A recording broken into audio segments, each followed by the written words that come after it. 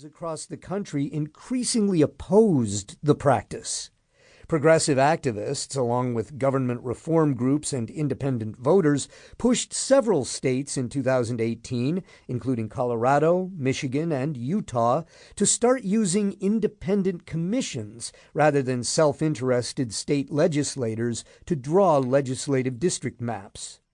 Eric Holder, a former attorney general under Barack Obama, headed a group called the National Democratic Redistricting Committee, whose mission it was to try to reverse the extreme gerrymandering that had allowed Republicans to exercise power in Congress and in several state legislatures in ways that were disproportionate to how citizens were actually voting.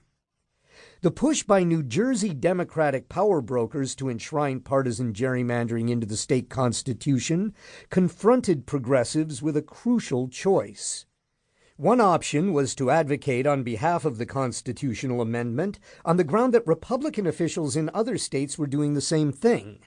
Another choice was to remain neutral by neither actively supporting nor opposing the proposal.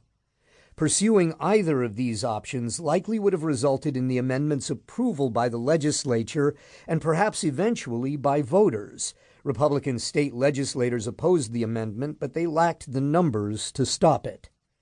Both of these options had some appeal to progressives because if the constitutional amendment was adopted, it would mean more Democrats in the state legislature, which, in turn, would make it easier to enact progressive reforms on issues such as racial justice, economic inequality, and the environment.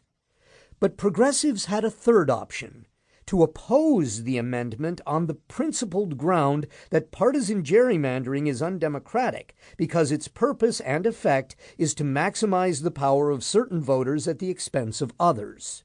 Partisan gerrymandering also prioritizes the interests of the political party whose elected officials happen to be in the majority at the time of redistricting over the public's interests.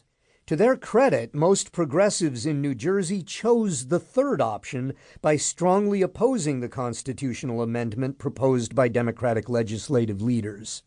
A large alliance of grassroots activists, union leaders, voting rights advocates, and racial justice proponents vigorously opposed the change. More than 100 activists and academics representing a broad coalition of groups, including the New Jersey Working Families Alliance and the League of Women Voters, testified at legislative hearings opposing the amendment. A coalition of 130 progressive groups in the state, led by the South Jersey Progressive Women for Change, organized a letter-writing campaign urging legislators not to vote for the amendment. The ACLU and the Brennan Center for Justice, organizations that had challenged extreme partisan gerrymandering in other states, also criticized the plan. Opponents held press conferences and protests aimed at pressuring Democratic legislative leaders to drop their proposal. Governor Philip Murphy also opposed the plan, explaining that, "I'm a proud Democrat, but I want to win fair and square, and this is not."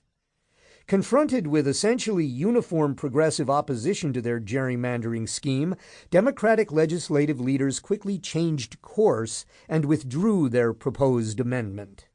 For progressives confronting the New Jersey gerrymandering proposal, principles mattered.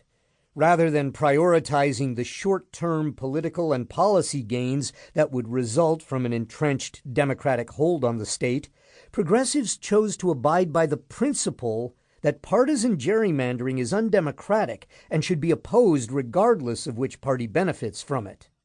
In a similar vein, this book argues that progressives, after living through the Trump era, should strongly support and defend three constitutional principles: federalism, separation of powers, and free speech, regardless of which party controls the presidency.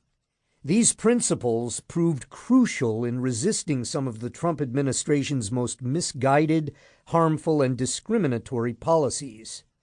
The Trump years presented progressives with a series of ongoing and seemingly existential challenges, leading them to spend much time and energy dissecting what went wrong in the 2016 election, how best to promote liberal social and economic